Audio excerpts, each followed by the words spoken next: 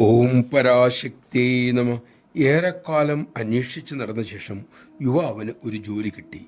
വളരെ അകലെയുള്ള നഗരത്തിലാണ് ജോലി. വിമാനത്തിൽ പോയാലേ സമയത്തിന് അവിടെ ജോയിൻ ചെയ്യാൻ സാധിക്കൂ. അതിരാവിലെ ഉണർന്ന് യുവാവ് വിമാനത്താവളത്തിലെത്തി. അവിടെ പതിവ് കാര്യങ്ങൾ കഴിഞ്ഞു. വിമാനത്തിൽ കയറി. സമയമായിട്ടും വിമാനം ചലിക്കുന്ന ലക്ഷണമില്ല. അപ്പോൾ ഒരു അറിയിപ്പ് വന്നു.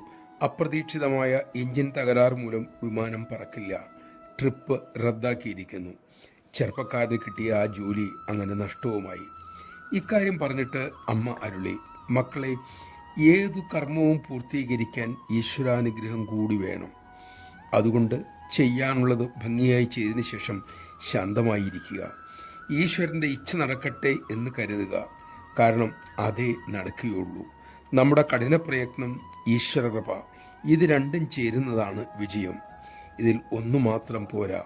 ഈശ്വരകൃപ ലഭിക്കും എന്ന് പറഞ്ഞ് പ്രാർത്ഥനയോടെ ഇരിക്കുന്ന മടിയന് വിജയം ഉണ്ടാകില്ല. യത്നിച്ചിട്ടും ഫലം വേണ്ട വിധത്തിലല്ല എങ്കിൽ അത് ഈശ്വര സങ്കല്പം എന്ന് കരുതി സന്തോഷത്തോടെ ഉൾക്കൊള്ളുക. നമഃ ശിവായ. നമ്മുടെ ദൈനംദിന ജീവിതത്തിൽ ഈ തത്വം ശീലിക്കാൻ നമുക്ക് സാധിക്കട്ടെ.